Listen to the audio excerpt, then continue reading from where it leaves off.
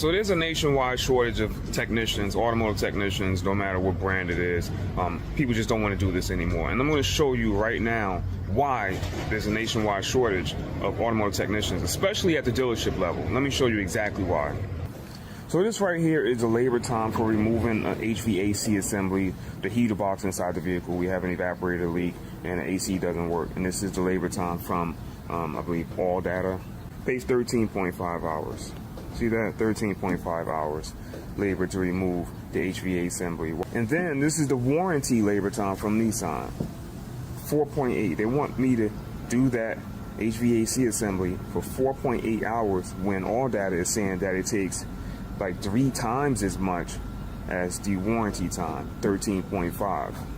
So many of you may not know how technicians get paid. We get paid by the job. If a job pays 2 hours, then we'll get 2 hours no matter how long it takes us to complete that job. Our hourly rate may be $40 an hour. We may get paid $40 an hour, $50 an hour, and we'll only get 2 hours worth of that time to do that job. If it takes us 3 hours, then we'll still get 2 hours for that. So this is the reason, this is exactly the reason why nobody wants to do this anymore.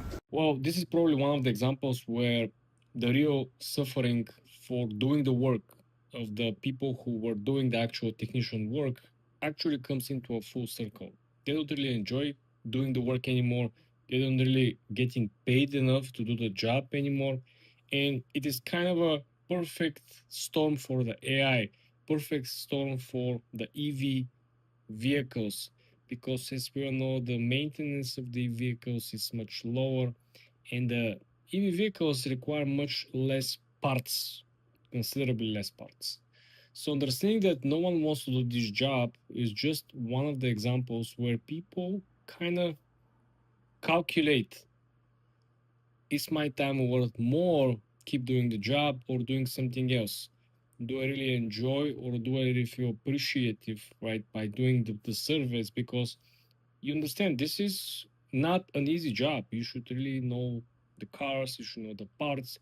Some of the vehicles have parts that are very hard to find, which means you as an expert, you should source the materials, you should source the replacement. In some cases, they should order, specific part to be made. This is why Ford can't get anybody to work on their cars. Now last week the Ford CEO came out and said he had no technicians to fix all of his broken cars, and that's why it takes a minimum of 2 weeks to get your car looked at a Ford dealership. Now I already knew this was true because every time I call my local Ford dealer, they tell me they don't even have a transmission tech. And they gotta send every transmission job an hour out of town to the next nearest dealership that has a tech that can do that work. Now the Ford CEO states that there's over 6,000 bays in Ford dealerships without technicians, and they can't find anybody to fill those roles. And his attitude toward the whole situation is that people should be wanting to fill these roles and wanting to do these jobs, and he just couldn't understand why he can't fill them. There are famous YouTubers here on YouTube who are buying cars, like luxury cars, and they try to fix the car, but the headlight is $2,000 and you cannot find the $2,000 even if you're willing to spend. So they have to 3D print the headlights, they have to 3D print the parts, but you still have to have a very deep knowledge of how this particular part works in the connection with the overall system of the vehicle. So like I said, these people are experts. They're like doctors for the cars, right? And when you see these people who are doing diagnostics, right? When you see these people who have a very niche and very obvious, knowledge that is in demand. Everyone almost has a car. Everyone almost every day drives. So their knowledge will be in demand. There's a shortage of technicians. They have 6,000 empty bays. And he understands why now. So here's your answer, dude. This is why. This is why. Your answer is because you charge an insane door rate. Technicians don't take home even a third of that usually. And you make junk vehicles. And your labor times suck. They're usually less than half of what it takes to do your job. Yeah. So take into consideration that we have to buy our own freaking tools. That's one. 2, your warranty times are shit.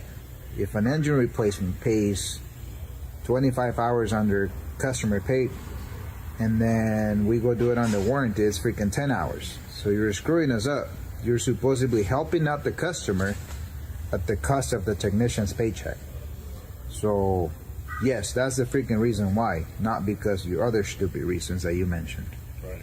That, and on top of overcomplicating simple things that you've had for years that have worked well, you constantly reinvent the wheel, model to model, year to year, making repairs more lengthy and difficult for technicians.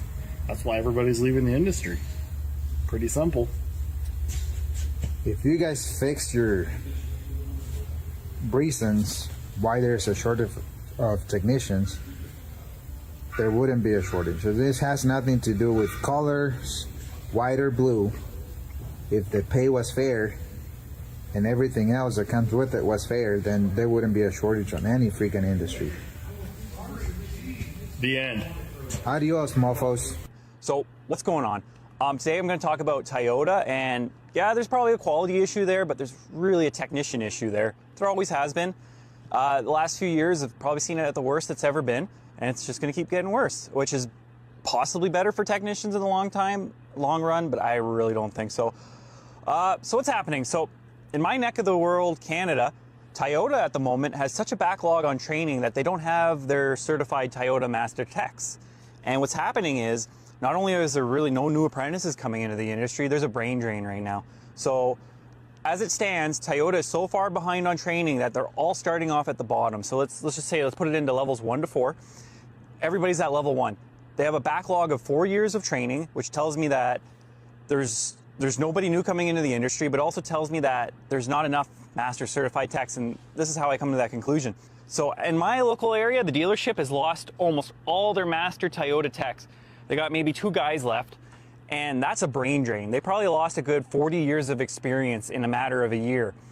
That's huge. You cannot replace those numbers in training, and it takes years. It takes years to make a master Toyota tech. It is what it is. So what's going on? So the one guy I work with, I'll tell you what he made to the industry, and Toyota and the dealership owners screw over technicians. So put this scenario in there. The one guy he was pretty much a master tech, left because the Toyota engine recall on the Tundras.